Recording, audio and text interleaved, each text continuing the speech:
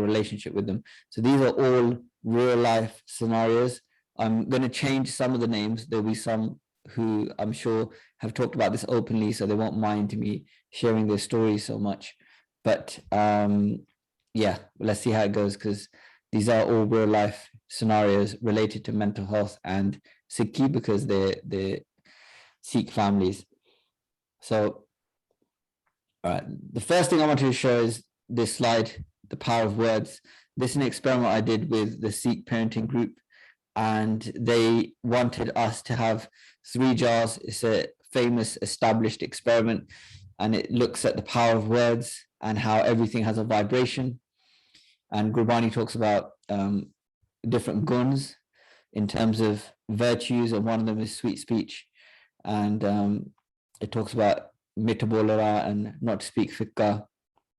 And there's also Shabad in Sukhmani Sahib, where it talks about Jai Prasad, like all the with your grace this, with your grace I get to eat, with your grace all these delicacies. So there is that positivity within Gurbani. And basically what happens with this experiment, you have 3 jars, you put rice in each jar, you put a little bit of water in each jar, and then with one jar you say I hate you, I hate you, I hate you, or negative things like you're ugly or you're dumb, all of these types of things. And to the other jar you say I love you, you're a good rice, you're a good you're very good, all that kind of stuff, you're beautiful. And then after 30 days you look at the different effects the words have on the rice. And this is a very established experiment. It's done with different things like apples or rice in this case. But there's another jar, a 3rd jar, which they used, which is ignore. So with that jar you don't say anything, and it relates to what we're going to be talking about later, very much so, because out of these 3 jars there's probably 10 families who did this experiment and everyone had the same results. The ignore jar was the worst. It was the most it had a foul smell. There was you could see it was starting to decompose, whereas the I love you jar, the one with positive words, had it still smelled good, it still looked in the best condition. So it's just an illustration and a very practical one. I've tried to talk to my kids about this, how we really need to be careful about the words that we use to each other. My kids are young, so they might have an argument and say something to each other. So, words are really powerful. So when you're using words, you have to pick them wisely. And in Japji Sahib, there's a Shabad, it talks about how Punni Papiya Khanai, like no one becomes good or bad from someone saying so. That's one translation of that Shabad. So in that instance, God's made us the way we are. He loves us. That's why we have this human birth. 84 lakh June Sabai Manas ko Prabdi Vidyai, like of all the 84 lakh June, of all the different life forms, he's given us the highest life form because he loves us, because of the bhakti, because of the devotion that we've expressed in previous lives. So we've got this human birth, we've got this opportunity, and words have a very big effect. So you can't necessarily change someone's character with words, but if you say something to somebody long enough, it will have an impact. And one of the biggest things out of this is neglect. So when you ignore somebody, or when somebody is isolated for a long period of time, and that will be a theme within this presentation, the impact of that can be very profound. And we'll look at that a little bit later. So one of the things around this is there's an area of the brain called the reticular activating system. And that part of the brain, there's millions of signals coming in to each of us every day. Like when we wake up in the morning and we go for a walk or we go to uni, there's lots of different inputs coming in. So it might be the cars that go past, or the weather, or sounds, and everything we see, hear, smell. These are all inputs. And there's areas of the brain that filter out which are relevant to you or which aren't. So the hundreds of faces that we might see, there will be some that we recognize and then we stop and have a conversation. There's some people that we ignore because our brain doesn't see that as relevant. If it tried to process every single and tried to think about and rationalize and give attention to every single input that was coming in, we would very quickly go insane. So a good example of this is if you're buying a car. My mum just bought a Hyundai Iconic, and I had never seen that car on the road, neither had she. But we went to Car Giant, we tried out loads of cars, and then this is the one she liked, so she bought it. And now whenever I'm on the road, I see loads of them. And it's funny because I'd never seen that car before prior to my mum purchasing it. But it's because that now has become relevant. My mind is looking out for it more, and it's noticing it more. So that's the RAS is the part of the brain that's responsible for that. So gratitude is a really important practice. There's lots of evidence behind it. It's helped me immensely in my life. It's helped me with grieving process following the death of my brother. And it still helps me today. I do it every day, or try to. So essentially you write down, you number, say 1 to 10 or 1 to 20, whatever practice that you can maintain. And then you'll write down things that you're grateful for. And when you are deliberately trying to find things, good things in your life, then you notice more good things. And then it becomes love begets love, gratitude begets things to be grateful for. So you become more and more grateful, you become happier as a result. And Baba Isha Singh, who's a famous pracharak, he used to say contentment, santokh, which Gurbani talks about heavily, and gratitude are the most attractive virtues a person can have in life. So there is a big emphasis in Gurbani around santokh, around contentment, around gratitude, around one Gursikh said that Simran, the reason we do it is because we're in wonder. We're saying Vahe Guru, like you.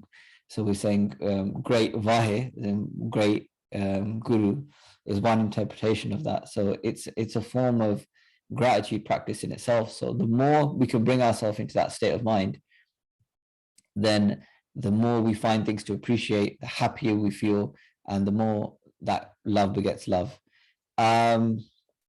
Any questions on this experiment or this bit? Because we've got a lot of case studies to go through, and it would be good to get your thoughts and for this to be a bit more interactive. I'm going to wait for someone to say something. I think we're all right then. Carry on if you want. Okay, perfect. Has anyone done this experiment before? You can.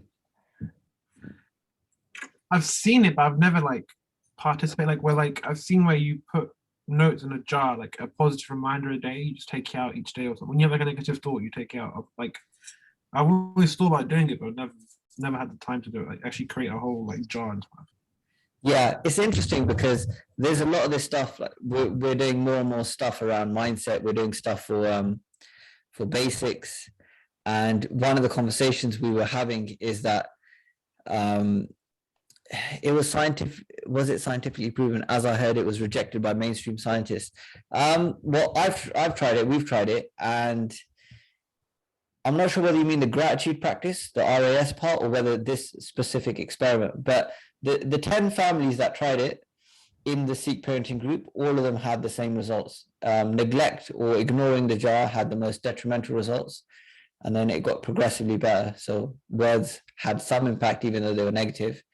And the I love yous and the positive reinforcements had the most positive impact. As being a parent, and I recently bought a puppy, I can see how it makes sense. It's logical, because when you get a dog, if you ever buy a dog, when they're training the dog, they say the way training works now is you're not supposed to shout at the dog, because the dog just sees you as an unsafe person. It doesn't necessarily correlate the behavior that they did with the negative outcome of you shouting, whereas it's a much more effective way to positively reinforce behavior. So every time the dog does something you want, like the dog sits, you say good sit, and then you give them a treat, and within a couple of days, and it's a lot more pain-free and a lot less stressful, the dog starts to reinforce that behavior because it knows, okay, my master likes when I do this, so I'm going to continue doing this because I get attention, I get love. So it's amazing what people will do for attention and love. And a lot of mental health issues may stem from, or a lot of trauma, childhood trauma, cyclical trauma may stem from lack of lack of attention or lack of love in childhood. And if you want to look into it more so in more depth, there's a famous author called Gabor Mate. He's written the leading book on addiction, and he's also written a book on how to keep hold of your kids. It's more of a relationship book, but it talks about the importance of positive reinforcement and the importance of having healthy relationships between adult and or caregiver and care receiver. So that's definitely worth a read as well. Lots of research, lots of science to back that up. And if any of you have children in the near future, there's lots of parenting books now talk about positive reinforcement and the effect that has. And whereas my mum used to, give me a tappa if I did the wrong thing, and they're saying that necessarily isn't the best approach for everyone, because the person that you rely on to keep you safe and secure is the person that's causing you harm. So it can mess up some neural pathways and affect neurological development. So it's just one opinion, but definitely maybe try it out, see what you think. Can I ask a question? Next case study. So this is a friend of mine. Her name is Amy Deep, and she is an engineer. She runs a podcast, and she's going to be a guest on my podcast. And her podcast is called Engineering Girls. So she gets lots of people from lots of different communities, and she talks about engineering, trying to get women into engineering. Manpreet Baji. Sorry, Baba. I think someone had a question. I think Bali had a question. I think he said he has a question. Is it? Yeah, I had a question. Can you hear me? Yeah, I can hear you. Okay, great. Just going back to case study 1. Yeah. You talk about obviously positive reinforcement.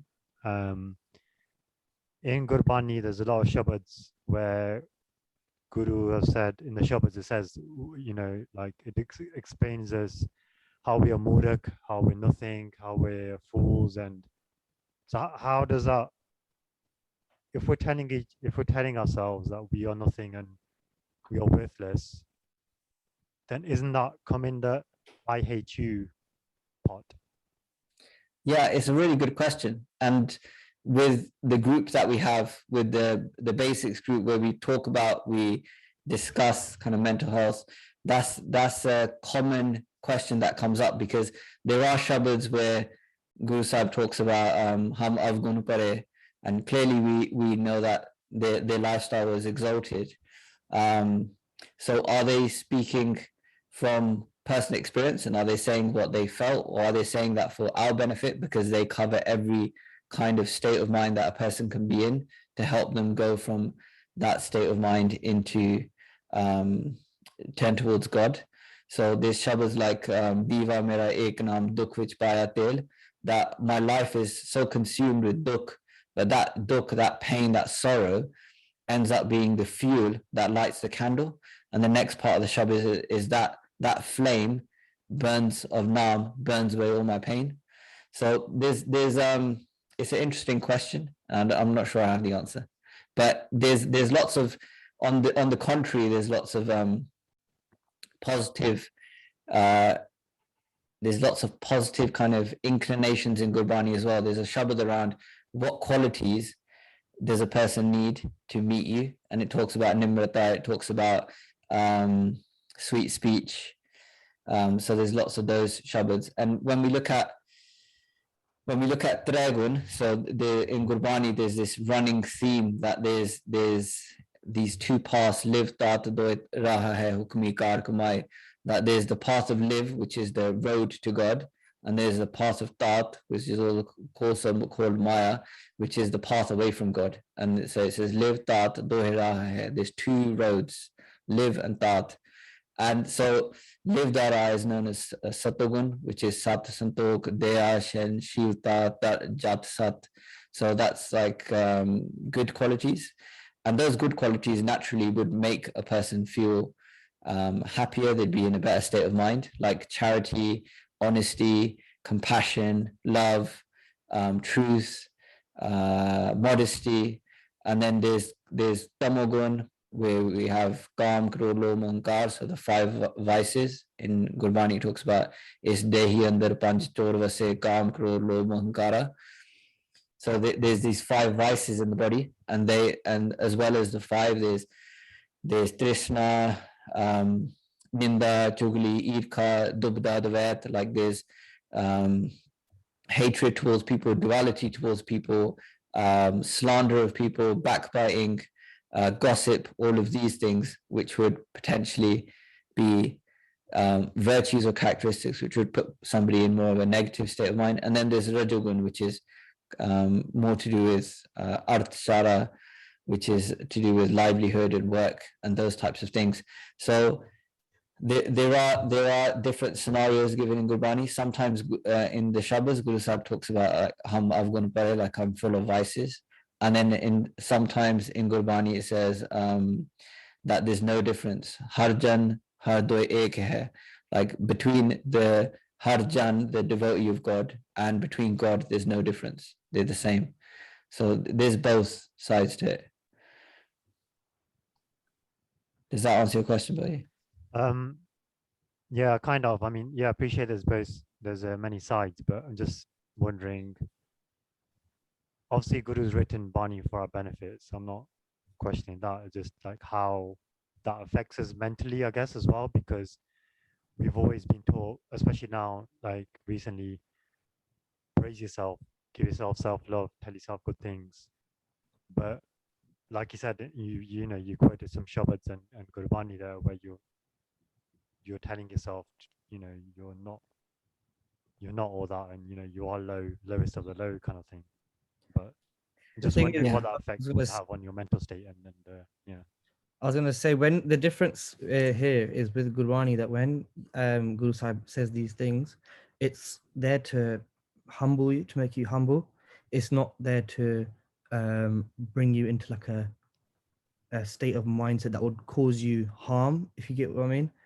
So the difference, if you're saying like really bad things about yourself, like you hate yourself, this, that, the other, that's causing yourself, that's going to cause you harm in that sense for your mental health. But when Guru Sahib's saying those kind of things, which could be seen in a negative way, from my understanding, I think that's from to put you in, to humble you and your ego, and it's the way, it's not there from kind of perspective of these things are gonna how I'm hating myself, but they're to humble yourself. So there's a slight difference, if you get what I mean. Yeah, I just struggle with that concept personally. Find the balance, I guess. Yeah, I mean, I can only talk about my personal experience. I don't know much, but from my personal experience, there's never been a time personally, and I'm not saying that this is everyone's experience, but there's never been a time where I've been doing Amrit Wallah, reading Gurbani, doing Gurbani Vichar, and I felt like the Shabads or the Simran is having a negative impact on me. It's only ever raised my state of mind and taken me to a place where I've experienced peace, which I haven't got from anything else. But that's just my experience. That doesn't mean that that's the case for everyone. I'm just sharing. Okay, so let's move on. But your point is completely valid, and I don't have all the answers. This is just a discussion. So let's park that one for now. So I think, I don't know if everyone in the chat is male, but this is my friend Amy Deep. She is from California. She was married, and she shares about her experience on her podcast. And so this post stuck out to me, and it was talking about how just because a girl is dressed a certain way, it doesn't mean that other people have permission to like sexually abuse, for example. And the reason I'm going to be talking about real life stuff is because I think it's relevant. I think it's important to talk about real life stuff. And I recently did a podcast with somebody about safeguarding within the Sikh community, because within any kind of religious community, or probably within any kind of large scale organization, there is abuse, and there's lots of different types of abuse. Sexual abuse is one form. There's also like financial abuse, like emotional abuse. Neglect is a form of abuse. And so this case study is more actually related to a girl who came up to me when I was delivering a talk at our RBS Bank in Birmingham. And so it was a health and well-being day, and everyone there was predominantly Sikh. And this girl came up to me, I'd never met before at the end, and she said, I'm with this guy and we were going to get married and he raped me. And this was quite deep and quite heavy because I didn't know this girl. I didn't know what to do with this information. And it was disheartening as well because she wanted to get married to this person. She was intent on having a life with this person, and they had known each other for a long period of time. And so she had gone to the police. She had done they had done the rape kit stuff where they do all the forensic stuff, and she was going through that process. She was in communication with helplines and organizations that were helping us through that process. And fortunately, my wife is a doctor of psychology, so I said, you should call my wife. She'll be able to signpost you to the appropriate services. But I think this one is related to mental health because I think with males in particular, we experience a lot of gam, and it might not be like, I don't think it's as prevalent in females. It might be that this might just be my experience and things might have changed, or might just be my own personal experience. But I think this is an important thing that I'm 36 now, and I'm learning that it doesn't really get better on its own unless you find strategies to manage your kind of mental health around this and your well-being around this. Then it's potentially going to be quite a destructive habit, and it's potentially going to affect you for a long period of time. And the reason I say this, there's lots of shabds in Gurbani. It says, Kam krodh iskaya ko galle. Galle is like to make rotten. And there's another shabd here, Kam krodh is nagar mein sabla nit ut juj krije. That the body, the nagar, the kind of village of the body is full of lust and anger, and nit ut, so wake up every day and fight against it. And so it talks about how we can do that, and we'll talk about that later as well. But this is something I wanted to address because I think it's within our community, there's a lot of shame around it. So when I got married, it was, you got married through arranged marriage and you don't have premarital relationships, and that was like a no-go. But the reality of the situation now, and even then, was that people will date, they will, especially in university, they might see somebody that they potentially want to have as a long-term partner, and so they will go through that courting process. And I'm not saying whether that's right or wrong, but I'm saying around gam and uncontrolled desire, it can be quite a destructive thing for males in particular. And it's going to have, if it's destructive for a male, it's going to have destructive impacts on a female as well. So the internet is a really interesting thing, because part of the reason the industry grew so big is because of the porn industry and pornography. I have people message me on Instagram who are who have problems with porn addiction. And so what we do know from studies, and from the studies that I've read, is that it can make it difficult for you to have meaningful, genuine relationships when you're addicted to things like pornography. So Warren Buffett, who's got nothing to do with psychology or Sikhi, but he has this saying that the shackles of habit are easy to break when you're young, but once you're old and your habits are formed and neurons that fire together, wire together, and that behavior has become consolidated, it's very difficult to change. So you guys are all young, so this is just something that is potentially worth talking about at this stage, because then you don't get to my age and have the same struggles. Any questions on this?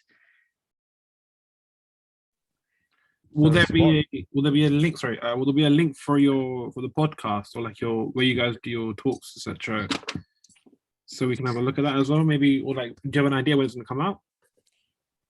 The one with Amy Deep. That one, that one as well. But then your previous ones that you've done as well in the past. Oh, the one on abuse is out already, and I'll tell you where you can get access to everything that I've done historically in the past. Amy Deep's one is going to be specifically related to divorce and the stigma around divorce within our community, and the kind of the whole stigma around the girl can't leave her husband even if their husband's abusive and all of that kind of stuff. So that's more focused around that issue, which might not be as relevant for you guys because I don't know if any of you are married. But in terms of sexual abuse and that type of stuff, there's been one that we did on safeguarding with somebody who worked in the Met Police for 5 years. He's a Nahang Singh, and he worked in the serious crime department. So he looked at a lot of he looked at things safeguarding from a Sikh perspective, a historical perspective of what used to happen around Baba Deep Singh's times, but also he was very diplomatic as well. Yeah, so there is a lot of issues around. And if you want to learn about abuse in kind of other communities as well documented, there's stuff around the obviously the Christian Orthodox, like the Catholic faith. There's lots of stuff around that. There's stuff around different people in different faiths. I'm not going to go in and start slandering people, but if you type in like cult, you'll probably find there's often a sexual element to cults and other groups. Does that answer your question? Yeah, that's all good. Yeah. Okay. Yeah. So, any other questions on relationships, premarital, sexual assault, that kind of stuff? Pornography, masturbation. What else is there? Like there is also something to be said for the kind of acceptable image of a male and a female. So one negative effect of pornography is that people, once they view pornography, they're not satisfied in their relationships because they're so used to seeing and this warped reality. And in terms of neuroscience, the brain is very poor at differentiating between what you see and what you're doing. So there's studies on basketball players where some will actually practice shooting a free throw and some will sit in a room and mentally go and rehearse. And there's a book called The Power of Habit by Charles Duhigg. And he talks about Michael Phelps used to have 2 sessions every day where he used to just sit in a room and visualize every stroke, how many strokes it would take to get to the other end of the pool, how he was going to turn, and what he was going to do if his glasses failed. So that means a bit of water comes through on his swimming goggles. And those instances actually happened during the Olympics. But because he had drilled them in his head so many times, his brain had already formed those neural patterns. So it was like he had already been in those circumstances many times before. And the army do this, special forces do this.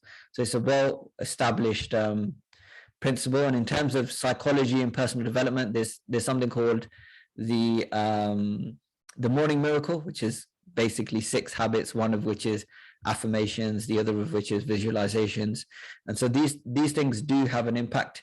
And so when we're watching like pornography, for example, it does have an impact on our mind.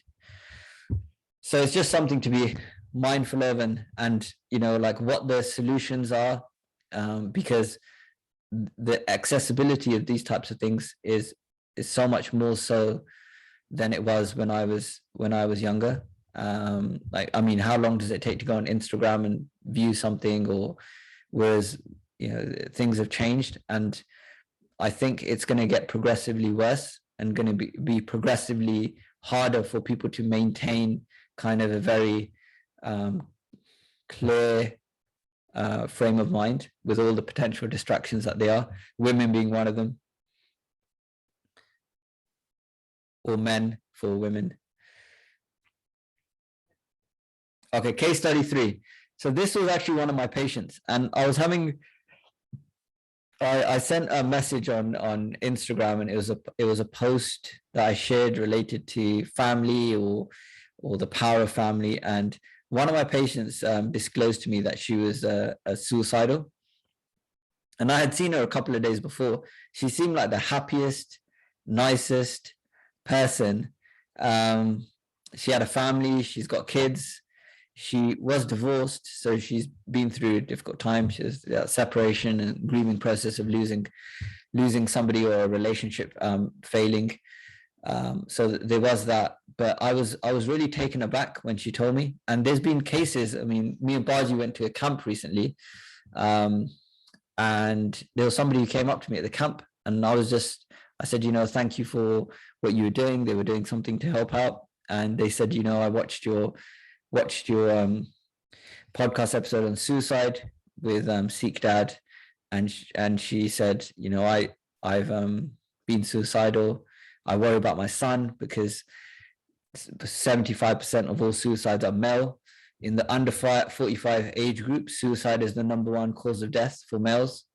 So this is a big thing, but it's not something that we really have the toolkit or the awareness to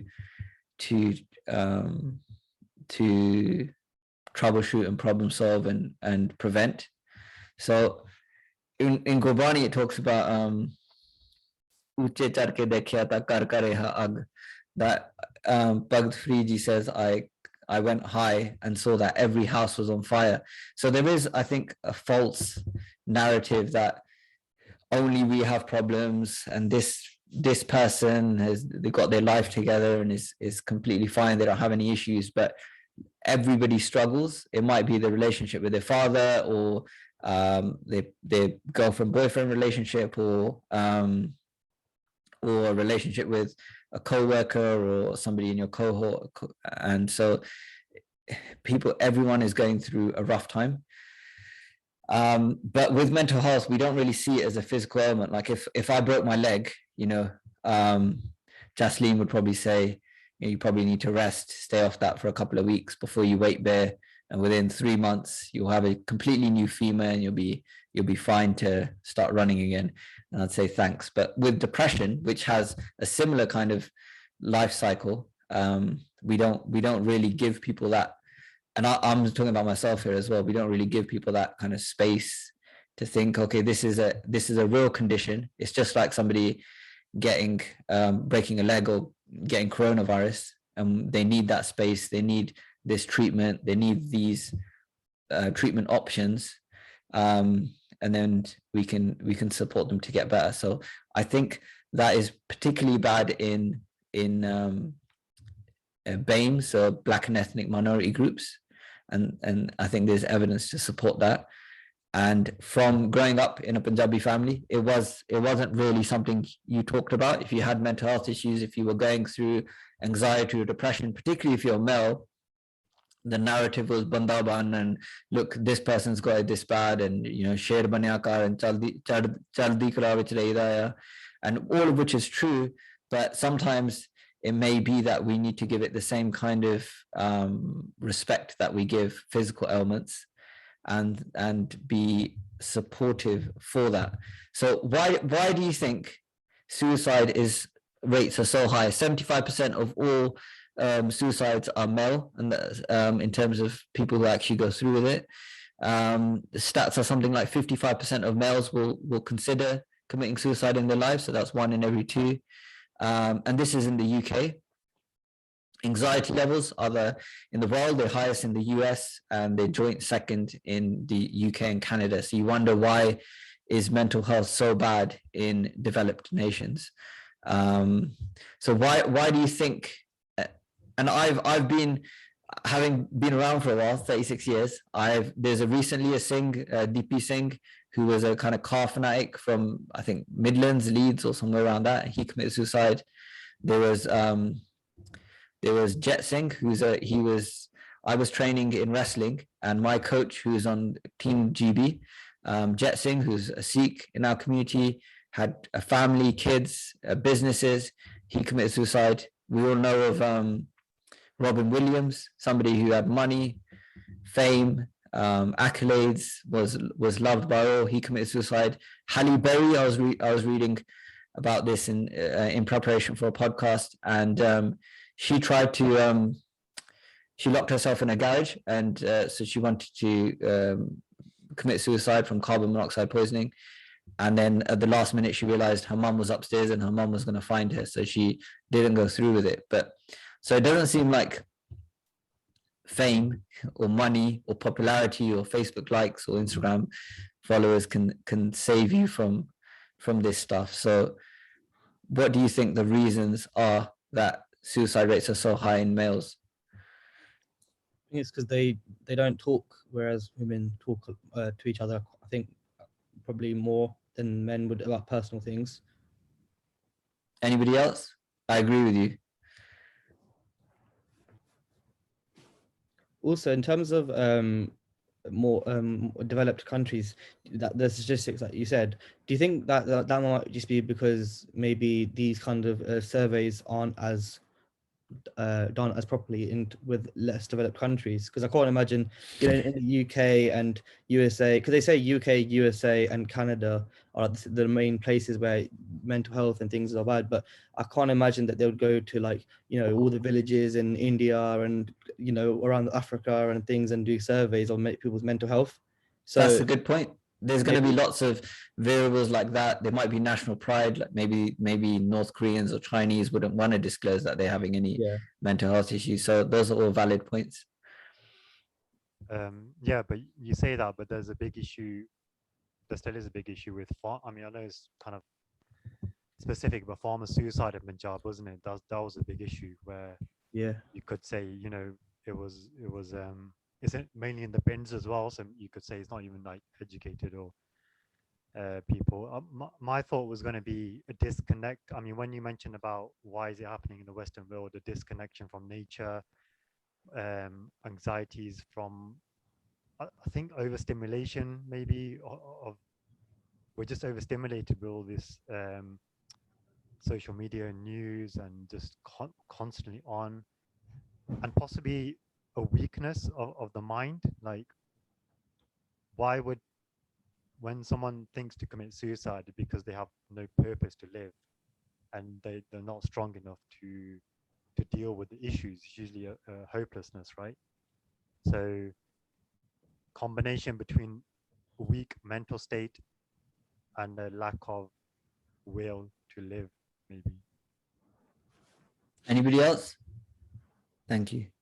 Yeah, I think there's this whole thing about, like, for example, the reason why men commit suicide a bit more is because they have this like masculine image they have to uphold, and anytime that they don't hold that masculine image, they show vulnerability that's seen as being weak in this like capitalist society. And in terms of being like in America and the UK a bit more with mental health, we're in a very like fast-paced world where we don't have time to think about ourselves. It's mostly about others. So when it comes to men, they get trapped in that and forget to think about themselves. Yeah, that's a good point as well. Thank you. Anybody else? Okay, so I think, thank you for your contributions. I really appreciate it.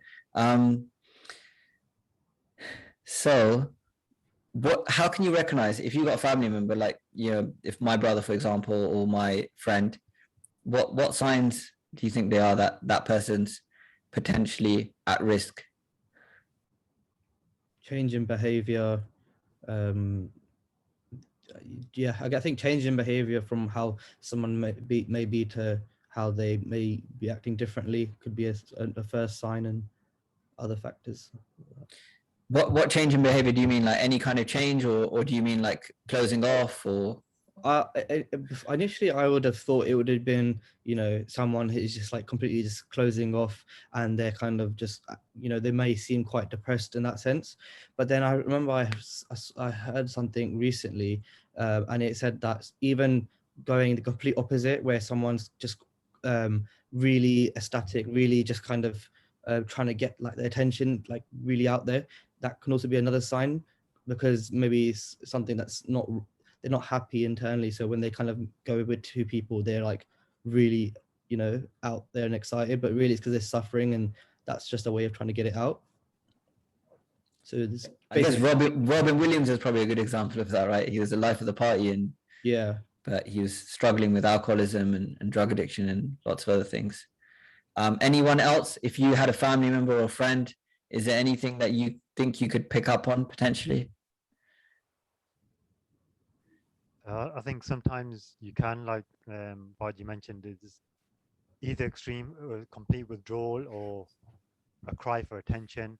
But sometimes there's no signs. I think sometimes it's just like it's virtually impossible to pick up on it. All you can do is just try to maintain close relationships with people you trust as much as you can.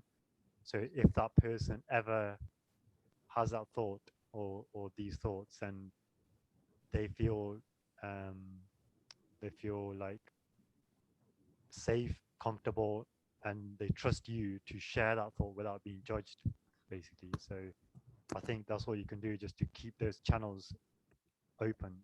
But sometimes, unfortunately,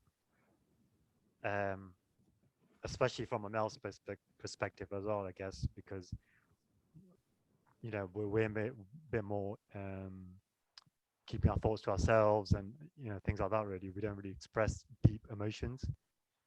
So yeah, I think those are all true. Thank you for that, Bali. And it kind of brings me to my next point, which Bali's already covered, really. But what should you do if you think there's somebody, like let's say my son starts to close off, or my brother, I notice a change in behavior, like what should we do? Talk to them and try to understand, why they're kind of changing, where the root of their suffering may come from. And then sometimes, because you may have a close relationship to them, they might tell you, but also because of that relationship, they might not want to tell you things. So I think getting like a therapist, a counselor, someone to talk to is amazing, because it really helps to get past that kind of stuff. Excellent. Yeah, and from personal experience, having interviewed people who have attempted suicide, and having people disclose that with me, there are certain signs that they might say stuff as well. They might make comments like, nobody would care if I died anyway, or just in passing, there might be these cries for help that somebody mentioned earlier. So there might be those. Also, they've said that things that aren't helpful is to say, oh, what would happen to this person if you died? Think about this person, or think about that person. They say overloading them with guilt doesn't help. And they've said what really helps is just somebody being there. It may not be a solution that they're looking for. It may just be that person to be there, that shoulder to cry on. And it may take a while. Like with depression, the average time for an episode is 6 months. So it's a long period of time to support somebody. And there is understandably, there's a strong correlation between depression and suicide. It's not, in the experiences that I know of and the interviews that I've watched and the TED Talks about this, it's not usually like you decide one day and then you do it the next day. In one instance, there was a guy who was planning it for 15 years. So if you do have somebody who's kind of crying out for help, there are services available, which we'll talk about. And as Badi said, sometimes my wife's a doctor of psychology, and I can't talk to her about certain things, because she'd be like, why don't you just do this? Why don't you just do that? And it's like, I don't need you to give me solutions. I need you to listen to me. So sometimes it can actually be better to talk to somebody who doesn't know you. There's no emotional baggage there. Their job is just to listen. And they're not going to be like, oh, well, you should not have said that to your chachi then, or something like that. They're not going to do that. So that's also worth having. Like if you had a broken leg, going back to that example, you wouldn't think, oh, I'll have a little bit of haldi dud and I'll be all right. You'd probably go and see an orthopedic surgeon and get the treatment that you needed. So there's no shame in accessing whatever services are available. If we think of that, everything is created with God, with God's grace. And so doctors, medical treatments, in all these interventions, they are also a boon from God. Anybody got any other comments on suicide, this case study? Sorry, buddy. So what from your experience and your knowledge, what do you think root causes are for suicide? Looking at the evidence with males, because I did a podcast on this, it was financial pressures, relationship difficulties, isolation, and there was like I think it comes back to financial pressures encompassed within this is a sense of inadequacy. Like, you know, they're not earning enough, they're not successful enough, they're not enough as a person. There's those, depending on how kind of granular you want to go, there's potentially with mental health, there is potentially a genetic component. So if somebody has a parent with schizophrenia, for example, or a parent with depression, or a parent with PTSD, they are more likely to experience that, or alcoholism, they are more likely to experience that. Now, my wife's a doctor of psychology, and we don't agree on that. I agree there is a genetic predisposition, and she's very much like, with Sikh, you know, everybody has this human birth, everybody has their own opportunity, they have their own lekha, they can form their own garam, they can form their own kind of good and bad deeds, and the outcomes that come with living one way of life over another. So that is probably up for debate. Yeah, just going on that point of Sikh you mentioned, then in Gurbani you see a range of illnesses and conditions explained and referenced. I don't think I've ever seen anything on suicide. I know it talks about the death of your ego and things like that, but from maybe a Sikh history, Imtiaz perspective, or Gurbani, or anything in the Shabads, like, have you seen or know of anything where maybe a case or maybe a Shabad or lines where it's talking about suicide? That's an interesting question, and we did a podcast yesterday actually with just meeting 1699, the guy who is the Nahang Singh, and we were talking about what are the Shabads related to depression, what are the Shabads related to anxiety, because I was generally asking, does Guru Granth Sahib talk about mental health conditions?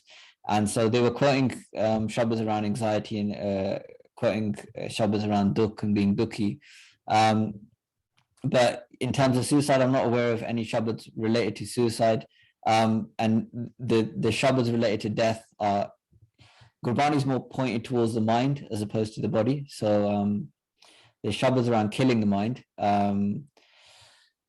Vichar mare tare tare ultajunave, like kill your thoughts and you won't have to be reborn. So there's Shabads around the death of the mind. But there's very actual, in my very narrow experience, there's few Shabads related to prescription of you must do this, you must not do that. Like in terms of growing your hair, for example, or what color bana you wear, or how big your bug is, or what style of bug you have, like, or the style. Those aren't really things that are talked about in Gurbani. It's more the relationship of the mind and the journey of the mind. There's very few kind of physical stuff. In terms of historical stuff, there's a guy called Sikh History Series. I did a podcast with him. He talked about a few historical references where the Singh, you may have heard the story, the name mistake escapes me, so please remind me if I forget, but there was a Singh, I think, during the Badda Kalukara days, and his mom didn't want him to be a Sikh because his life was at risk. So she shaved his head. She drugged him and shaved his head, and he said, you're not my mother. And he was going to jump in a well. And then there was the story goes that there was a Jatha of Nahang Singhs, and they said, if you want to die, if you want to give your life for the Panth. Don't give your life to suicide. And there's a famous battle that he fought in, and he fought in many battles and was victorious in many battles. So he went on to do some amazing things. So I guess there is that.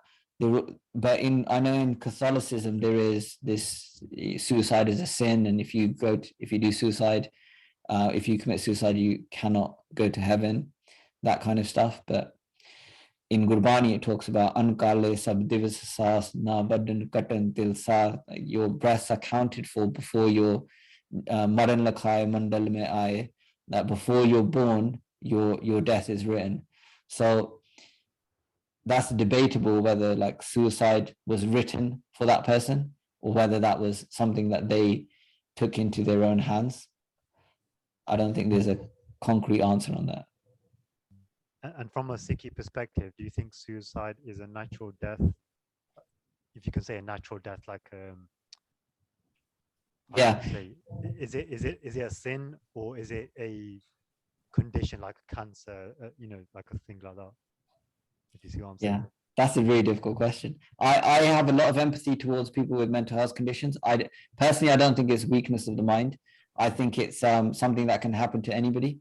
I've seen one of my best friends, he is a professional athlete, and he went through a very difficult time in his marriage, and then started drinking, and then went down a kind of spiral. And this is the strongest person that I've ever met, not just physically, but he was the one that held everybody together through when they went through turbulent times. So I think I work in a hospital with people with, they call bariatrics, morbidly obese people.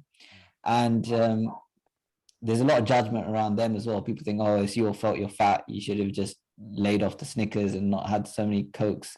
But there's always a psychological comorbidity, like they lost a loved one, or they were abused, or there was some kind of scenario that led them down a difficult road. So I think I don't want to be the person to say that person was weak. I have friends who a parent committed suicide. I have so it's a kind of close to home topic. And within the hospital, we see it all the time. It's called ligatures, with people trying to strangle themselves because they might have a chronic condition and they know they're not going to get better. And they think, instead of living in pain, why not take my own life? From a Gurbani perspective and a Sikhi perspective, I'm not probably the best person to talk about that. But human birth is 84 lakh June sabai manas ko prabdi vidiyai. Is pori to jo narchi ke janam maran fir avega, like and I may have said that shabad wrong, but out of all the life forms, the human birth is the highest life form. It's very precious, and the person who slips from this body, like this step, will fall back into birth and death. So from a Gurbani perspective, life is very precious, and it's something to be treasured, and it's something to be earnestly used towards your spiritual path. I don't know if that answers your question. Yeah, no, it's interesting. I've just had a thought where it's sometimes I think we have this sense of perfection, and we see suffering as a bad thing. I think if we learn to acknowledge suffering and know how to deal with suffering and this pain of suffering, which sometimes is a drive to suicide, this, you mentioned before, lack of self-worth or hopelessness. If a person can live with that and know how to deal with that, then perhaps they can get through that phase where a relationship breaks down or something tragic happens, like a stoic kind of mindset, where you kind of like, no matter what happens in life, you literally have to be dragged out of this life. You gotta have something there. You see what I mean? Yeah, I agree with you, Baji.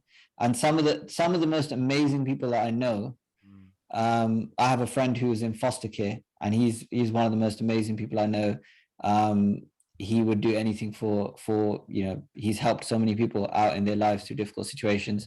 There's people like Oprah was abused when she was a child by when she was living with her grandmother.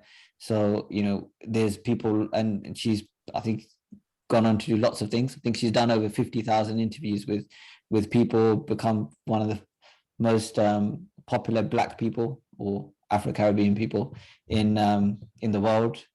There's people who other people that I'm trying to think of. I did a little podcast about my past, and I came from a single parent family. My lots of my family members were alcoholic. I did not see myself where I am today.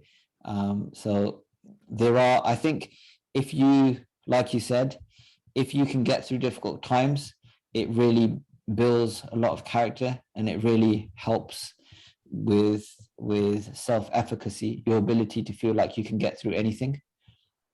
But that will only come through hardship and challenge.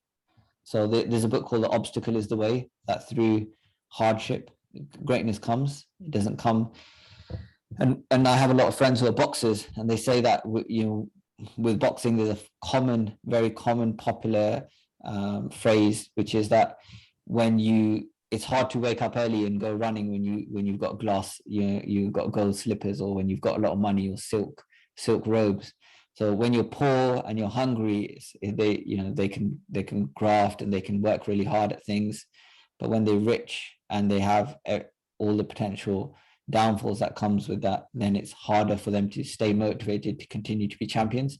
And I think, I think I agree with you completely in terms of that stoic philosophy, that hardship is something that's going to make a diamond from a rock with that heat and that pressure. Okay, any questions? No, I just wanted to mention that if we look at how, good in terms of like people who are suffering and mental health, and what goes on in their life, and how Guru Sahib can change someone, there's two things I would say. Firstly is the story of the cannibal who he was like a very successful businessman, his life was going well, then his life turned upside down, everyone went against him, and he became a cannibal, and he was going to eat by Mardana. And then Guru Nanak Dev Ji listened to his suffering and changed this person who was suffering and who was going to eat by Mardana, and he turned him to an amazing Gursikh. And the same way there was the prostitute who was suffering, and then Guru Sahib turned them into an amazing Gursikh. So there's so many examples even to today of people who have been their lives, it just looks like they're just going down, and looks like killing themselves is the next thing that they might do. But then we can see how through the power of Guru Sahib that is possible, and Guru Sahib can turn them into the most amazing Gursikhs as well. So thanks. That's a really good point, Baji. There's shabds in Gurbani, but also by Gurdas, there's shabds around Ganka, Balmeek. There's one was a butcher, one was a prostitute. So there were people who were downtrodden in difficult situations, and their lives were turned around through devotion to God. There's loads of examples of kind of transformation. Okay, so this is a little bit of a break because this is a heavy topic, lots of stuff which is potentially a bit heavy. So I'm gonna talk about why is mental health not acknowledged. So why do you think people don't treat mental health like they treat physical illness or coronavirus? I was surprised that there was so much going on around coronavirus, but very few people are talking about the mental health impacts. I was watching a House of Commons debate a couple of days ago, and they said that suicide rates went up 400% during, and they want to put a tax on TikTok, and because they were saying that there's a positive correlation between social media consumption and mental health disorders, anorexia, and suicide rate, self-image, all of that kind of stuff. So that was the House of Commons debate, but they were saying mental health disorders, including suicide rates, went up 400% during the coronavirus period. So we hear a lot about coronavirus. We don't hear so much about mental health issues on mainstream media, on the news. Why do you think that is? I think we are hearing about it now. I've noticed a big change, like in the last, 5 years-ish, I guess. It's come in the mainstream. I don't know if it's because of social media or what's happened to change it. Maybe from kind of, the mainstream doctors recognizing that actually it is an illness, and, that it's complex, and it's not, you can't fix it with a pill, really. It's deep-rooted, and there's many aspects to it, really. And it's hard to, I guess it's hard because it's a mental thing. It's hard to kind of quantify and say, look, like you said, a broken leg, you can see it with your eyes and you can take evidence of it. How do you take evidence of mental health? What do you take photos of? What do you do? Mm-hmm. It's more subjective, isn't it? Definitely. Yeah. Good point. What can we do today to improve our mental health? you can put things in place in your life to make sure you've got the tools and resources. So when when you know you're suffering or things go bad, you have like a set of tools and things to do to kind of get you out of that, or people to talk to, or you got something to do to get you out of that, rather than just kind of living life and just thinking that, you know, nothing's ever going to go bad, and if something did go bad, you'd be able to cope with it. But actually knowing that if something was to go wrong, you know that you can get through it by doing X, Y, Z. So if we had a toolkit, what would be in your, or like a gym, mental, psychological gym, what would be in your toolkit or gym? What types of things would you guys have? Firstly, I think you know, Gurbani and, you know, all the, you know, Amritullah Sikhi, all those Sikhi kind of things would be the kind of the first kind of thing that would be. But then also on top of that, depending on how much someone is suffering, they all, to be fair, all levels of suffering, they also need someone to talk to as well. So as long, essentially having the guru as the main one you talk to is the perfect thing. But sometimes you also need a physical person, a human being to talk to as well. So having, whether it's Sangat, but even then it depends, are they the right people to talk to about your issues? So having professionals, you know, active professionals who know what they're talking about. Like now we've got Sikh psychologists and things, which is amazing. Things like that, if depending on what the spectrum of someone's mental kind of problem is. Thank you. Anybody else? I've got a few ideas, but I don't want to. Seems like I've taken over. So, No, you haven't. right. I appreciate your contribution. I mean, I think longer and deep about this, to be honest. You know, if it's okay with you, Baja, I would love to kind of send some of my detailed analysis on this. Yeah, that'd be great. I just think it's, like I said before, it's very complex. So you got to attack it, you got to deal with it, not attack it. It seems a bit aggressive. You got to deal with it from a number of perspectives. So number one, like Ranjit Singh said, it's about the spiritual aspect. You got to look at your social relationships as well, to kind of have positive, like good, healthy relationships, remove toxic people. Physical work, so physically moving, getting outside, sunlight. Just one of the things I'm realizing now, I've learned, is how important it is to get outside in the morning. Just have reduce the anxiety so much. Nutrition is a big one as well. What you eat, you are what you eat.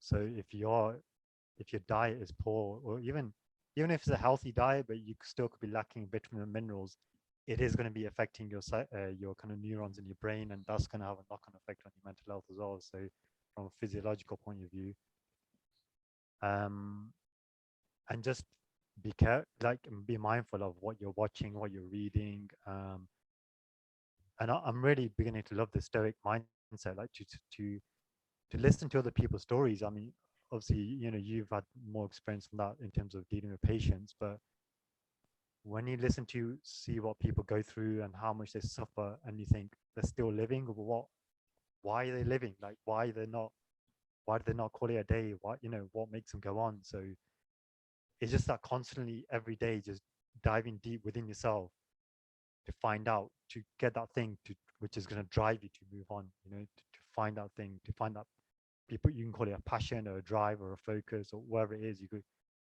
You have to work at it. It's effort. There's a lot of effort. 100%. Thank you. Anybody else? Anybody got any tools that they use to help with mental health?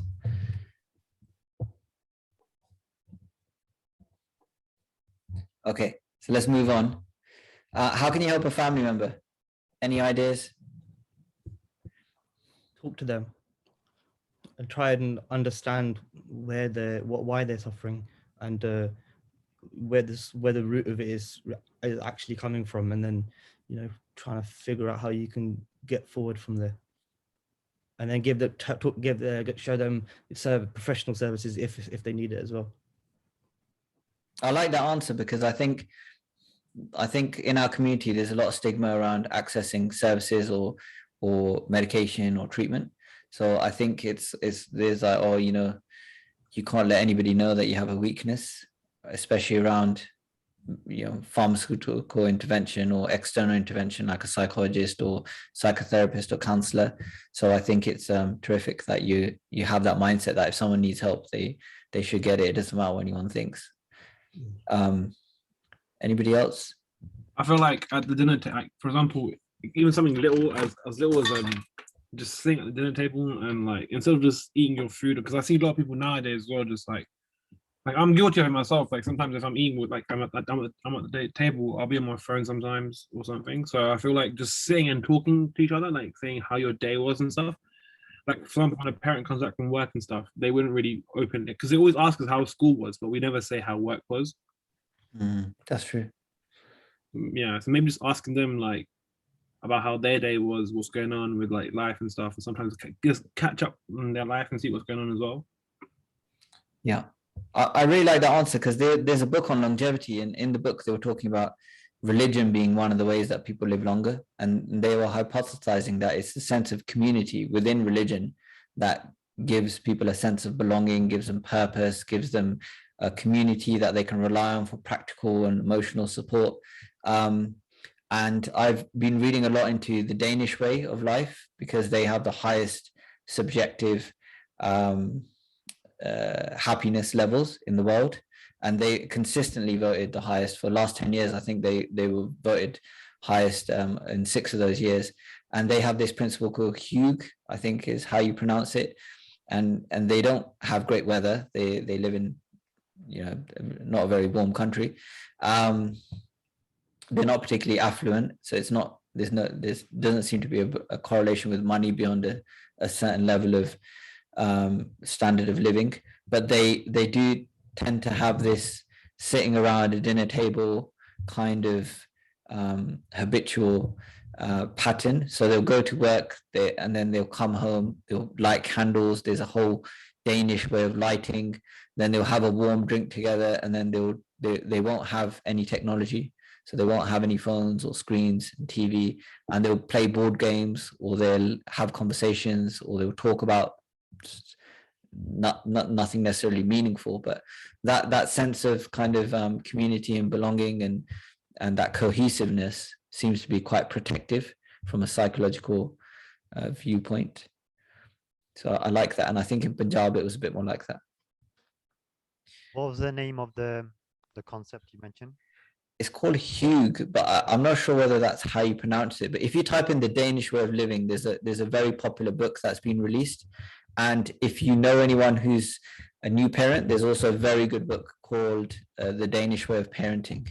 So both books I would highly recommend, because there's really simple strategies in there, which I tried to implement with my family. And I noticed a big difference on my kids' behavior and how many kind of outbursts there were.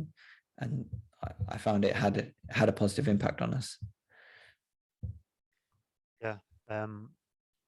I think you mentioned before, sometimes suicide is not just something that happens in the moment. It's sometimes a gradual build up.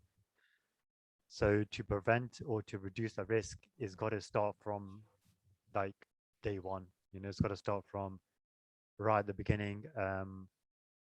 And things like Harbir Singh said about relationships. We have to. It's got to start with yourself. Obviously, you've got to have a good relationship with yourself, but to keep positive, loving relationships with people, whether it's your family, your friends, and to keep that door open to people. Sometimes families, it can be a very difficult family because you get politics and into arguments and whatnot, and you don't want to speak to certain family members, and that's it, they're shut off already. So you kind of close that door. But it's just, I guess, if you're living a true, I was gonna say if you're a true Gursikh, but even a Gursikh, even Gurus, I don't know which Guru it is, but even they had issues with their family members. Yeah, they had issues in the Guru Arjan Dev Ji, Preeti Chand. Yeah, exactly. So Nanak Dev sometimes Ji's you think, sons. is it just me? Am I doing something wrong? Am I not getting with the same family members? But then you look at the Guru's lives and you think, okay, you know what? It kind of gives you a sense of relief that it is normal. These relationship issues are normal. So to answer the question, how can you help your family, depends where you are, where the issue is, I guess. If it's quite serious, then you're talking about emergency services, getting immediate help. But if it's at the beginning or in the middle, then it's about doing the little things together, whether it's like you said, eating together, going out together, or talking, or just doing nothing together. Whatever it is, just to try to build that build those kind of bridges, really. Excellent. Thank you. Next case study. I took this random picture. This isn't a case study related to this person. So if you know this person, don't tell them about this presentation. But this is a Sikh approached me, and he was suffering from quite severe depression. Now there's a DSM manual which looks at mental health conditions, and they tried to characterize them. And there's signs and symptoms for mild, moderate, and severe depression. And he seemed like he had quite moderate to severe depression. In our conversations, he was, I felt for him. But if you looked at him externally, he would go to dance Spanya, he was in Sikhi Saroop, in Kurta Pajama all the time. And it was from the outside, it seemed like this guy should be fine because he's religious.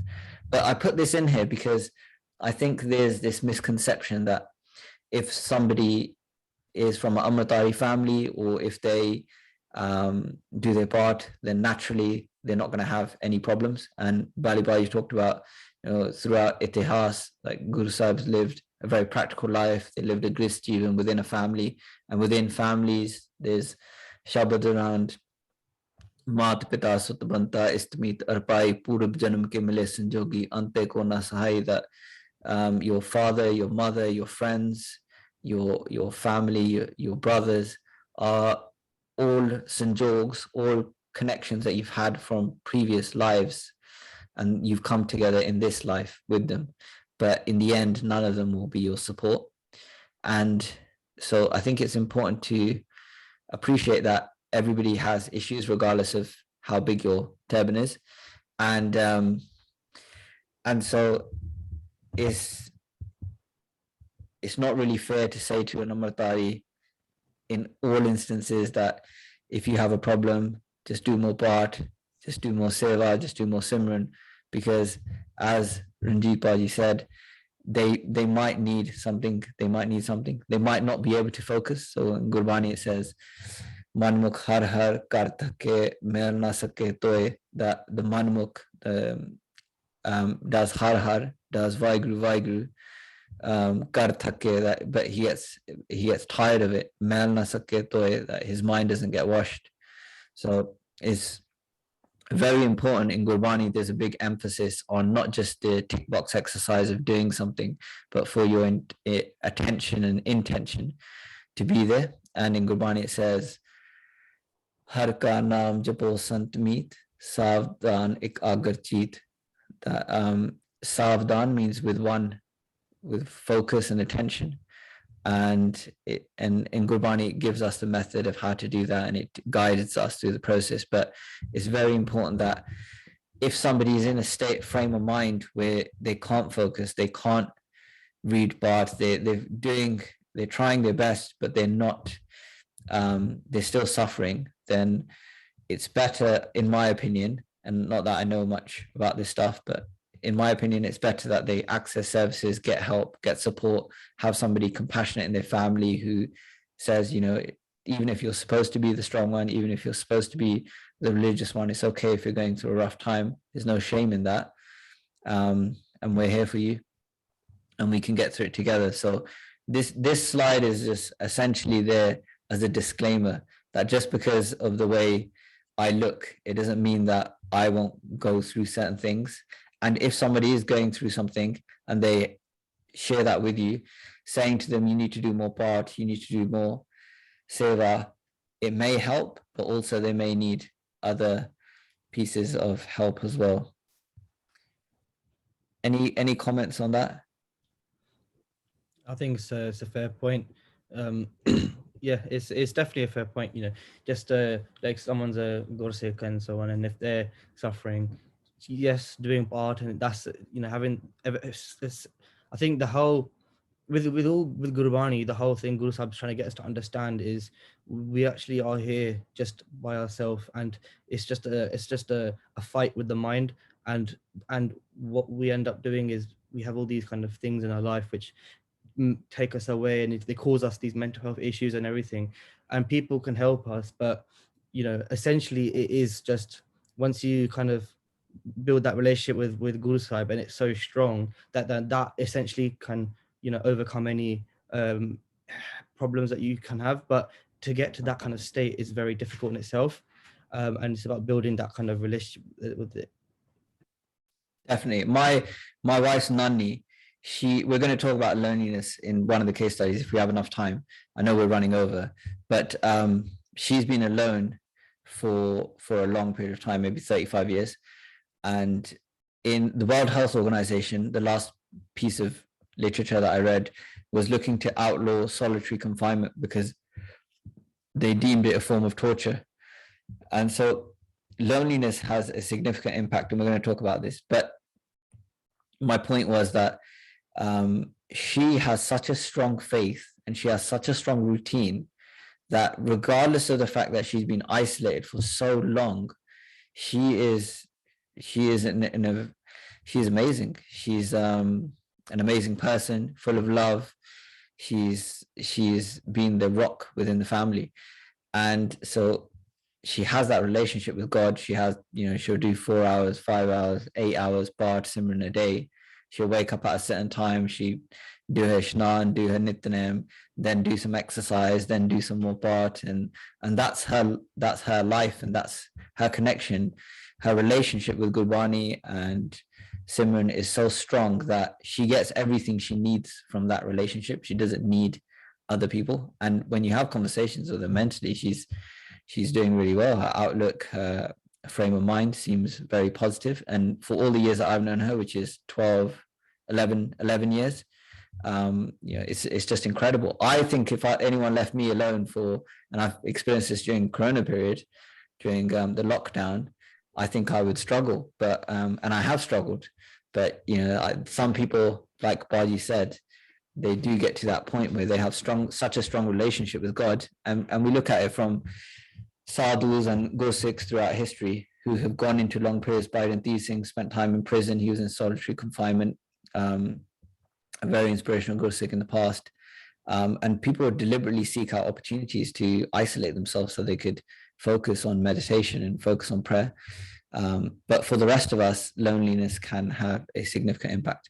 So I'm probably only going to do one more because I have to put my kids to bed. But case study 5 is about relationships, and this is an important topic as well, because a lot of the stuff that we're talking about now with the basic stuff is about how relationships are they're falsely sold. So people have this impression that it's going to be like a Disney movie or Bollywood, and they're going to run through the fields and then hug their loved one, and then they're going to be happy ever after. But relationships are very difficult. I think the divorce rates in the UK, I think, are around 50%. So 1 in 2 marriages will fail. I have lots of friends who are divorced, lots of friends who have gone through very difficult periods of time, and none of them ever got into that relationship with the intention of ending that relationship. So relationships are very challenging to make work. And in Gurbani, there's lots of shabads around relationships. There's shabads around how the panj make 2 people fight. There's shabads around what you can do if you've got conflict in your household. Ho kattar milo mere pai dubda dur karo levlai har namo ki ho wo chori gurmukh mile sabab shai. That ho kattar, come together, mere pai dubda dur. Dubda is like duality. Dur karo levlai, that put that aside and join. Levlai, connect to God. Har namo ki ho wo chori, in God's name, come together. Gurmukh mile sabab shai, that when the Gurmukhs meet, they will sit. Sabha is like a congregation. They'll sit as a congregation. In with the pasata will be like in this way they flip from that being in that state of conflict to being in that state of bliss. And there's lots of, when you're getting married, there's always that shabad on the wedding cards that ek jyot doi murti, that take two souls in one, two bodies but one soul. And so I think it's really important to recognize that marriage is really difficult to get to that stage, and that is very difficult, where you're two bodies with one mind, or one jot. And there's issues within relationships, and there's issues that necessarily we don't have the skills right now to deal with. Some of it is modeling. So if we haven't had a parent relationship where we can see, they can amicably resolve their disputes, they can talk about things, there's a respect that's there and that's lasting, and throughout the marriage they're loyal, they're honest, they share those qualities. If that behavior hasn't been modeled to us, then it can be quite difficult to know what to do when things get difficult. So that's one potential explanation. But yeah, it'd be interesting to get your thoughts. I've been married happily for God's grace for 11 years, so I have a little bit of experience. But what are your thoughts in conflict in a relationship? Well, I think before, so I've been, I'm with Daddy for 3 years now, and the first 3 years of being into Sikhi and everything, I always just thought Sikhi and Sangat and these kind of things are all it's perfect and able to help solve your kind of problems and things, and I was very reliant on Sangat for my Sikhi. But then obviously lockdown and that kind of had a big impact and made me realize it's just you have to be strong internally by yourself. And so 3 years later, I've kind of come to the understanding that no matter what you're doing, or whether your relationship is with a person or with your family or with Sangat, whatever it is, you can't really rely on anyone, and you have to be internally strong, and you have to constantly just keep trying to make yourself internally strong. Once you can do that, then any kind of conflicts you have anywhere, you can then be strong enough to deal with it. And because it's all about fighting the punch you're within your mind and making yourself internally, your mind strong. But if you're not at that stage where you haven't got that kind of understanding yet, then any conflict anywhere becomes quite difficult. But once you've got that understanding that you've made yourself internally strong, then you can you can cope with all kind of scenarios, I think. And in terms of relationships, I'm thinking that I'm not in one, but if you're internally strong and that other person is also on a journey to make themselves internally strong, and if you're doing you're focusing on yourself, then if that's what you're doing, then rather than thinking that the other person is going to help you or the other person is going to complete the problems that you have, but if you make yourself internally strong first, then I think that that will help with any issues that come. But that's a lovely answer. Anybody else? How do you have a happy marriage, a happy relationship? I feel like back in the day, I feel like a huge issue was within like the idea of having the wife move in, live with the family, etc. I feel like, and like the conflict, a lot of conflicts did start from mother-in-law to daughter-in-law, but I feel like nowadays, I feel like the generations that have like now been married and stuff, people have now been married, I think they've luckily adopted a more Western ideology and are more accepting of like people, like kids are living out now. So that also does help. And like, for example, if a mother back in the day, mother-in-laws wouldn't want their daughter-in-law to go out and work, so they'll be at home. And for example, say if they bicker during the day, the daughter-in-law will let her anger out on her husband, sorry. So that causes conflict as well. I feel like now there's a lot more freedom in a way, so it helps both parties. That's what I think in theory it does, but I think in reality, divorce rates in our community have increased. And there's more people living independently now than there has been ever before. I think it all stems from the fact that people get into relationships thinking that the other person is going to solve their issues, or the other person is going to be the one to help. But if we flip that, and you've made yourself, you've come to the realization that no one's going to help, whether it's sangat or family or partner, whatever, no one's going to be able to help you internally become strong. You have to build that relationship with yourself and your guru and make it strong, and your mind. And once you've done that, then if you go to any relationship, you can deal with and you can successfully kind of get through anything. And I think that's where the issue has come, is people go into these kind of things, whether it's going into sangat or family, having faith in family or in a partner, thinking that they're going to help solve all of their issues. Yeah, Darshan Kaur, my wife, she would agree with you. She thinks a lot of it is down to expectation, that the other person is expected to complete you. But she's realized after being married to me that that's not going to happen. The other person is not going to complete you. You need to work on yourself, and complete yourself, and then you can come together and mutually help each other. But there's nobody can make you happy. You have to make yourself happy. But that's her opinion. That's just one opinion again.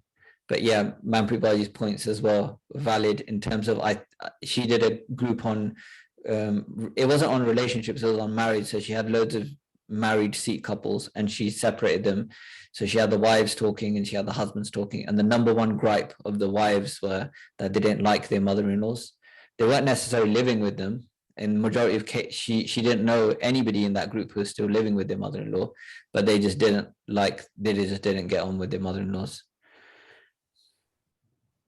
And emotional intelligence as well, I think, is key in relationships. I mean, I'm not married myself, but I'm just guessing, like, in a relationship, you have to understand your own emotions, because if your emotions get out of control, then that could have sometimes they can hurt people, even though you don't mean to. So you might say something in anger or frustration, but if you don't understand what the emotions are going on inside your body and your mind, how to control those and recognize and be aware of, like, oh, I'm frustrated, I'm angry, I'm disappointed. What is the root cause? Like, what's going on here?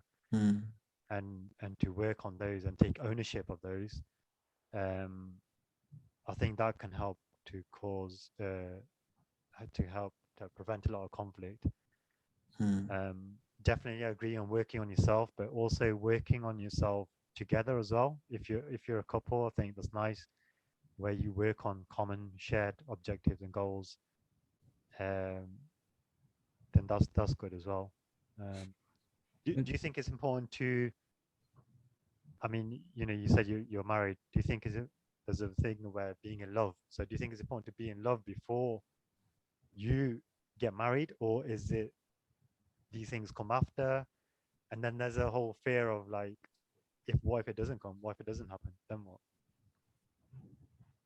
Yeah, so I'm going to try and give an honest answer.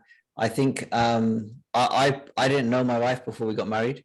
I probably knew her the first time I met her, I said yes. So then we got married a couple of months later. It's a very kind of traditional way of doing things, which I don't think would necessarily work now.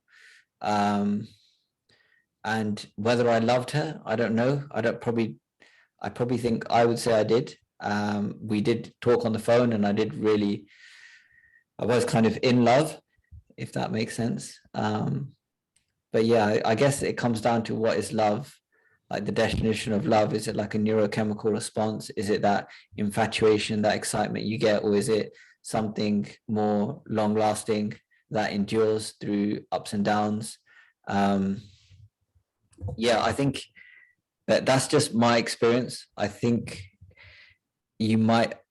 nowadays, if I was going to go through that whole process again, I think I would want to be in love with the person, or feel like I am in love with the person, before I committed to spending the rest of my life with the other person. But when I got married, it wasn't necessarily like that then.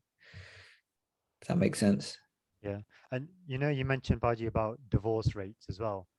These are also for Amatari couples, is that right? The census on divorce rates is just UK based. They don't really look. I don't know. They don't really subdivide it into that depth where they look at how many of them are Sikhs or how many of them are practicing Amritari Sikhs, and then it probably comes to a larger definition of like, what is a Sikh? Do you have to be Amritari? Do you have to be Nityanemi and Amritari? Like actually keeping Ret? I think that the whole definition of a Sikh thing is probably a topic in itself. But as far as I know, there isn't anything done within the Amritari community in terms of research on that. But I would hazard a guess that it's the same in Amritari communities as it is within any kind of other ethnic minority group, in terms of with Pakistani Muslims, or they may be a bit less, I don't know, or they may be a bit more, because I know the whole divorce process is a bit easier. If you're Muslim, you just say you want to divorce and then 3 times or something, and then I think you're divorced. Whereas in an Amritari couple, they would go to the Panch Pyare, and the Panch Pyare would in my experience, they would never say you should get divorced. So they would try and be mediators and get that couple to work it out. In my experience, that's never worked. In my probably just maybe 4 or 5 cases of the couples that I know, that's never worked. Not as a fault of the Panch Pyare, but they were just too far gone, that couple, in their eyes, to then resolve it and come together and come to a resolution. I think it comes back to what you were saying with mental health, that when a relationship is kind of going down that road, then it's important to recognize things from the start and then try and work at things from the start. I think when things have been said or things have been done, then it can be very difficult to backtrack and heal a relationship. And what both of you have said, in terms of all of you have said, in terms of working on yourselves, and I think that's I think that's key. I don't know if that answers your question. Yeah, it was just interesting because I mean, I don't mean to be judgmental, but it's kind of like the other case study you're referencing, case study 4, I think it was, where we look at someone, a Amritari couple, you think, okay, but they're both Amritari, they're both taking a commitment to God, to Guruji, they're on a spiritual path of some kind, you would think. So why would they get divorced? Like, you wouldn't think, like, in theory, you wouldn't think that, right? Like, do you know what I mean? I get what you mean completely. Yeah. It's a valid point. Yeah, it's a valid point. Personally, I can only speak from my relationship because I've only been married once. But being Amritari, like, I trust my wife completely. So, she has access to my phone, I have access to her phone. I never doubt that she would do anything wrong in terms of like speak to another guy or that kind of stuff. And she gives me that trust as well. I don't drink, so there's no risk of me getting drunk and then having a relationship. And I have friends who've been in that situation. They've got drunk and they've had an affair, and then their wife that trust is broken, and they've got kids, but it's very difficult then to undo that damage in a relationship. So and this is probably just being a Singh in general. Like, once I became a Singh, I stopped going clubbing, stopped getting into street fights because I wasn't going clubbing where people were drinking. I like, my life dramatically improved, and the kinds of risky scenarios that I could get into dramatically decreased. And I would say similar things apply in marriage. Like, every time I've had conflict with my wife, it's never been over, I got drunk and hit her. It's things like I forgot to put the socks in the laundry basket or something like that. So I think from an Amritari perspective, if you're doing things right, or you're trying to, then hopefully some of the potential pitfalls within a marriage should not happen.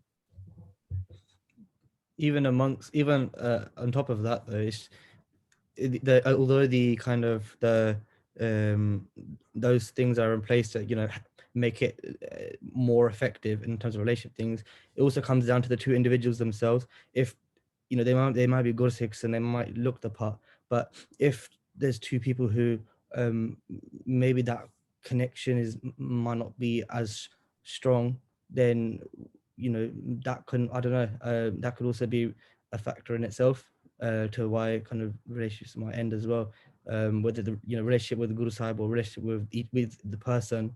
Because at the end of the day, they might be Gursikhs, but they're still human beings at the end of the day, and that's something that kind of people think, oh, now they're Gursikh, they're like Superman, but they're Gursikhs, but that means that they've just got all they have, all their difference that they are from like a non-Amritari person is that they just have the tools to live a great life, or live a in terms of the mental health and live a positive life, but they're still human. They're still the same as a normal person. They just got the tools. It's up to those two people whether they use the tools and they actually do what Guru Sahib says. But yeah, that's just Yeah. Yeah. And also it's- the situations that I'm thinking of were people who are new into Sikhi. They probably some of them were new into Sikhi, but they weren't necessarily. Gurbani is all the journey of the mind in my very narrow knowledge and experience. So you can look like a Sikh. It doesn't necessarily mean you're a Sikh by the definition of Gurbani. So by the definition of Gurbani, I'm not a Sikh. It says Gur Sat Gur Ka Jo Sikh Khaye So Pal Ke Uth Naam Te Aave. So that the person who is a Sikh wakes up at Amrit Wala and meditates on and does Simran. So that's Gurbani's definition of what is a Sikh. So even though I look like a Sikh today, I'm not, because I didn't do that. So I think it's a bit like when you put on the uniform of a police officer or army officer to go to a fancy dress party. Like you look the part, but you don't necessarily have the training behind it. And I think if you've got the training, you've got that way of life, then I think it will really help you. But just looking the part in itself won't necessarily save you from everything. Yeah, it's I guess what angle I was coming from was if Amritaris are getting divorced and they're spiritual people or they're Gursikh people, then the recipe of a successful relationship or is got nothing to do with spirituality, then it's got to be something else, right? And like what Spirituality in Amritari is different. Okay. I think you can be a spiritual in any religion, and you can probably be pious in any religion. I think the Dalai Lama is probably a lovely person. I think there's probably lovely, very religious Muslims and Hindus, Amritari Sikhs. I think there's probably very pious and righteous non-Amritari Sikhs. For me, Amrit wasn't about me not getting divorced or me having an easy marriage. It was more about trying to achieve my purpose in life, which it didn't have anything to do with marriage. I don't know if that answers your question, or if that is just really abstract. No, it's okay. It's fine. So it was just, and one more point I just wanted to ask you or just bring up is the importance of, and relating to, I think, the earlier case study about lust as well. So the importance of attraction, whether it's physical attraction or emotional, mental attraction to your partner. How important is that before marriage, in a marriage, in a relationship? Yeah, I think once you're married, it's not important at all. Like, I think when you're courting, when you meet someone, I think I'm just being honest. I knew what my wife looked like. I was attracted to my wife. I thought she was beautiful. But after you're married, like very quickly, that becomes insignificant, because it's a bit like, imagine your best mate and you have to live with your best mate for like 30 years, day in, day out, share the same bed. You kind of, the personality of that person or the roommate becomes a lot more probably relevant and important than what the person looks like. I think after a while, just their looks become insignificant, and it's their quality and their character that's going to make that relationship really, really happy and enjoyable. Okay. Okay, great. Thank you, guys. Anybody, any other questions or comments? I feel like everyone's asked what they needed to. I feel like If anyone Right. does have any questions, if anyone does want to get in contact with you, Spargy's Instagram is on our most recent story. He's also tagged as well on the social media post. So if you do want to reach out to him, you're more than welcome to. And yeah, Spargy, any more questions or any more like final comments? Sorry, I was just turning my phone off. Sorry. So the first link, thank you for that. I really appreciate it. The first link or the first profile name is Seek Your Mind. That's a charity, a Sikh charity, all mental health professionals. My wife's one of them. They have a hotline, so they deal with all sorts of things like grooming, mental health issues, suicide, and it's all free. So Seek Your Mind is trained healthcare professionals that help, and it's specifically designed for our community. Next one's my profile name. So if you have any problems, if you want to talk to me, you can always DM me. And if you type Harbir in Google, you'll get links for my YouTube and my podcasts. And I would recommend subscribing because there's lots of interesting ones. The next one's going to be with Sikh Women's Aid, which is a domestic violence organization. And we're going to have someone come on and talk about their experiences with domestic violence. So we'll be addressing a lot of the things similar things to what we talked about in here that no one really talks about. Basics of Sikhi, we're doing a series with them, so please follow them. It's called the Life Mindset series, and I'm actually in the studio now. So that's the Mindset series, and we're going to be talking about a lot of these things. We're going to be talking about like lust, masturbation, pornography. We're going to be talking about things like obesity, like exercise, the Sikh way of life. So more kind of real life relevant topics. So there's going to be, stay tuned to that for that. And Taraqi is a organization which I'm not too familiar with, but I know they are well established within the Punjabi community. It's a men's mental health group for South Asians, and they do a lot of work in increasing the awareness related to the mental health within the South Asian community. So any one of those resources will hopefully be able to answer your questions and to help if you have any problems or if you have any concerns. And if during this presentation I repeat any Gurbani wrong, which is probably all wrong, and also made any mistakes and to offend anybody, that was definitely not my intention. So please forgive me for that. Okay. Last thing I want to just mention is before I came into Sikhi as well, I had a lot of issues and problems I was suffering with and mental health things, and so I didn't have any relationship with Guru like with Sikhi or anything like Gurbani, nothing. But then at that point in my life when I was 16, a school therapist was amazing for me. That helped me at that stage. But it was when a year or 2 years later when I came into Sikhi, and with Sangat and Kirtan, Gurbani and everything, that's what fully 100% fixed everything. But that initial phase of talking to someone through a therapist was amazing, and that helped loads. But then obviously for myself, Sikhi was what took it to which helped to the next level. But that's it's important is always just to talk to someone as well, whatever stage someone is. Yeah, and I think it takes a brave, like there is that male toxicity that one of the Benjis talked about that Sherban, or you can't have a problem, you can't talk about it, you can't show weakness. But I think it takes strength and bravery to say, I'm struggling with something, or I struggled with something in the past. I think those are the brave people.